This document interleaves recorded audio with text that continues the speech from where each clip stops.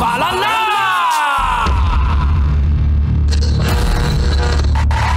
Ang tambalang kumikinang. Coliala and Diego Bandido.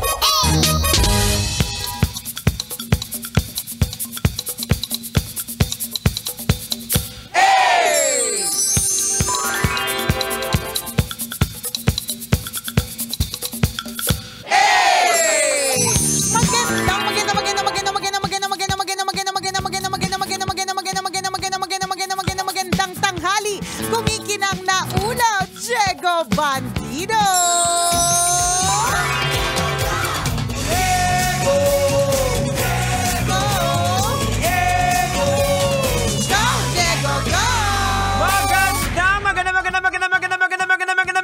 Magandang tanghali. Kumikinang ina.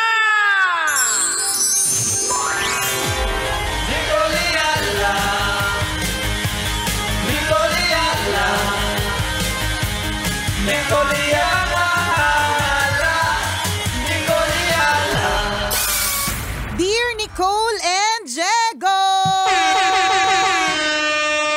Lagi niyo pong sinasabi na dahil kulang ang sweldo, dapat maghanap ng ibang source of income. Tingin niyo po ba okay maging rider? Anong klaseng rider? Sinong nira-ride? Klaruhin mo ka nung kasi baka rider in tandem. Basta legal. Basta legal. Oh. Walang masama. Basta legal. Tama. Alam mo, actually nga, madami akong kakilala at meron din tayong mga nakakausap na kapag kunyari, let's say, hindi lang riders, no? Kundi yung TVNS, di ba? Yeah, oo. TNVS, Oh, basta TVNS. ganun yun, no? Basta O TGIS. TGIS, TGIF, di ba? Na dati sila working sa corporate. Yes. Tapos ngayon, decided to be a rider o kaya yun nga, Grab driver.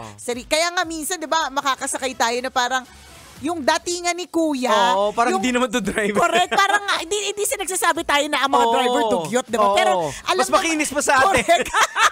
Yung alam mong sanay sa aircon, may ganong klaseng driver na yung gamit. Diba? Makikita mo yung gamit. Pagpasok mo pa lang yung amoy ng sasakyan. Yung amoy ng sasakyan.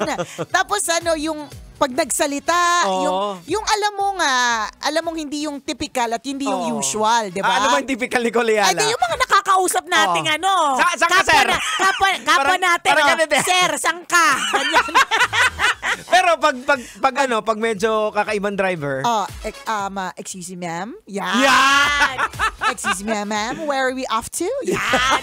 Pero mga ganun talaga eh. So, syempre mako-curious ako kapag ganun kasi ano yung background yan. And then malalaman ko na dating corporate or extra nila ito. Hindi sila full-time. Pareha siyang part-time na nag-work sa isang opisina, part-time din na nag-grab driver. Diba? Parang ganon. Part-time din nag-rider. Hanggang eventually, may mga kilala ko, nag-full-time na. Kasi doon na lumipat. Yung iba ang ginawa nila para makatipid lang ng gas. Halimbawa, ako, pauwi ako ng Cavite. Ayan. So, maghahanap muna ako ng ride na somewhere malapit na doon kahit pa paano nakakatulong. Correct, ganon. Diba? Eventually, nakita nila parang mas okay pala yung kitaan dito eh. Meron nga ako nakausap na ang sabi niya, masaya siya kasi daily para siyang nagtutour. Ang ganda lang nung kanyang POV eh. Kasi ang tingin niya sa trabaho niya, hindi trabaho. Ang sabi niya talaga, isipin mo ma'am, taga Caloocan po ako. Tapos biglang ang pasahero ko papunta ng Cavite. Di parang nakalibre na akong trip sa Cavite. Kumita pa ako. Tama. Diba ang ganda ng kanyang POV eh. Yun yung mga POV na mga mahilig mag-drive. May mga ganun na nai-enjoy mo pag nasa kalsada ka. May mga ganyang tao. Hindi, tsaka dapat na-enjoy nyo po yan mga kabisyo, lalong-lalo na kasi trabaho nyo po yan. Kahit anong trabaho, pag hindi nyo po na-enjoy, hindi kayo magtatagal dyan. Ikaw ba naka-experience ka naman ng driver na yung parang Oo naman. Tapos hahampasin yung manibela. Correct. Tapos sasabihin na mali yung dinaanan, hindi tama yung nasa pin.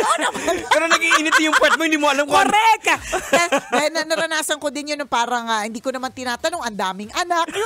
Yung mga gano'n, o kaya nagagalit kasi traffic yung dinaanan, o di naman kaya umuulan na naman. yung may bata sa gilid na hindi mo alam. Ha? Meron Yun! Hindi tinatago dito sa gilid. Totoo ba? Oo. Ay, hindi ko pa na-experience. Ang na-experience ko, may nakakandong na batang babae. Iba pala.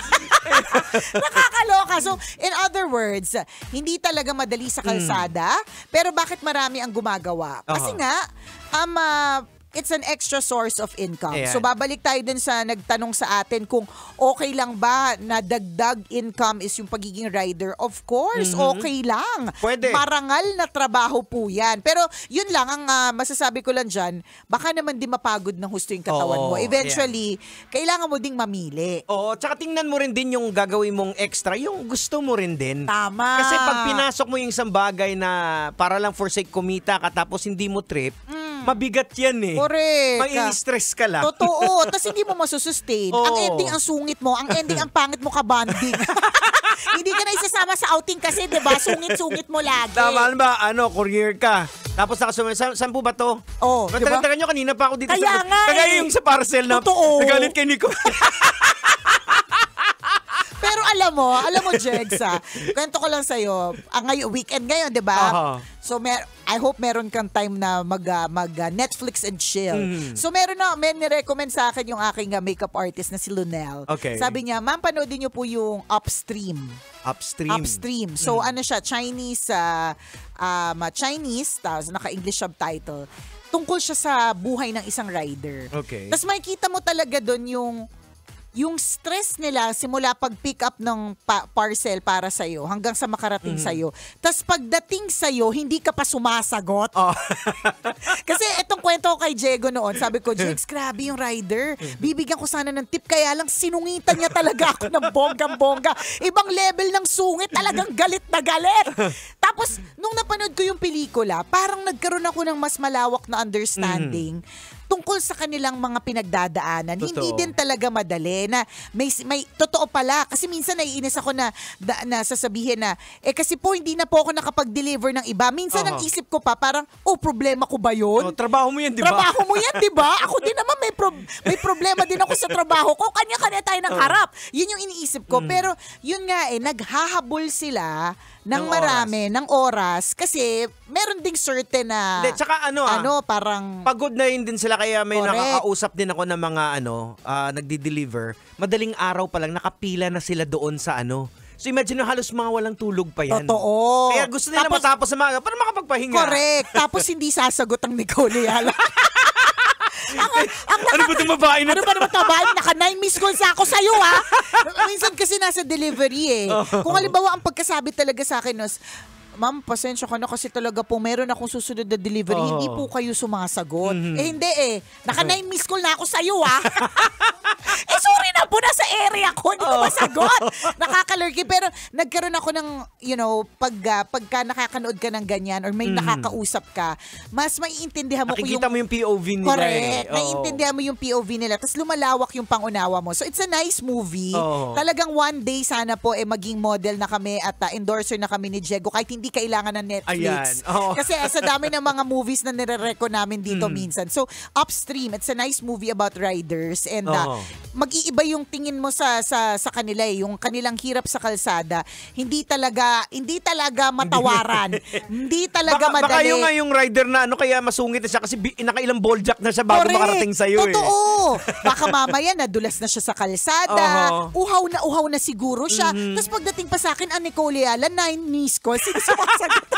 Saka may mga nagba-viral pa ng mga video, di ba, na minumura sila ng mga pinagdi-deliveran nila kasi nung binukas, scam. Wala naman silang alam dun Wala silang kinalaman, di ba? So yun lang. It's important na balikan lang natin yung nag-PM. Pag-aralan mo muna kung gusto mo maging rider. Alamin mo kung kaya mo, kung gusto mo. Kung tinatanong mo sa amin kung extra income, mag-rider ka. Of course, it is, di ba? Pag-aralan mong maigi. At tayo naman po ng mga customers, mga kliyente, di ba? Maging extra understanding din po tayo sa mga riders. Pati riders, maging extra understanding din po kayo sa mga kliyente. Kasi hindi lang po kayo ang may problema, hindi lang po kayo ang nagtatrabaho, kami din, di ba? May pinagdadaanan din kami. Correct! Totoo. Tapos susungitan mo rin din kami.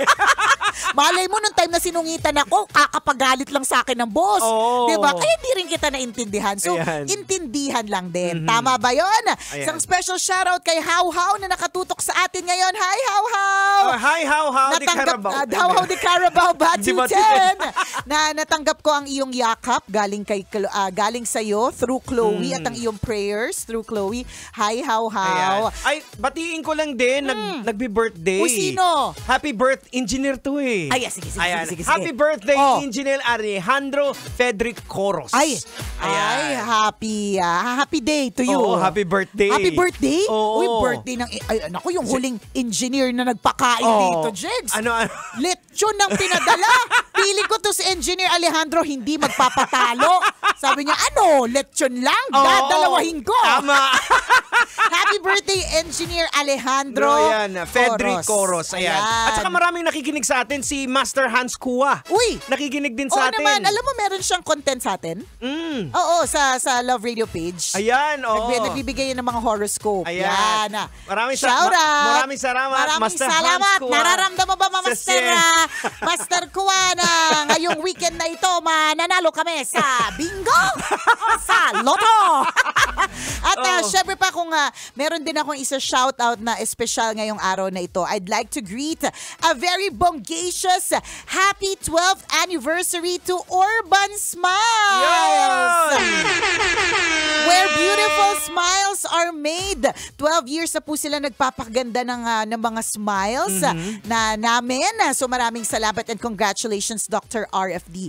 Happy 12th anniversary, Urban Smiles. Ayan. At ang daming nagpapabati sa atin ngayon, Ay, si kaya nga eh. Gerald Lumami. Ayan, maraming salamat. Ano namang kwento dito kay Gerald? Ano lang, mag-say hi lang daw Ay, siya. mag-say hi. O sige, Gerald. At saka yung si Jason Cabahog, congrats sa baby mo. Pinasa sa akin ni Konyo. Yung baby? Hindi ko alam kung nagka-baby siya.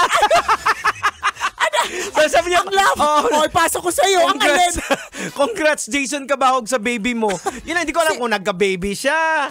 May bago siyang baby as in. Or baby niya, chicks niya.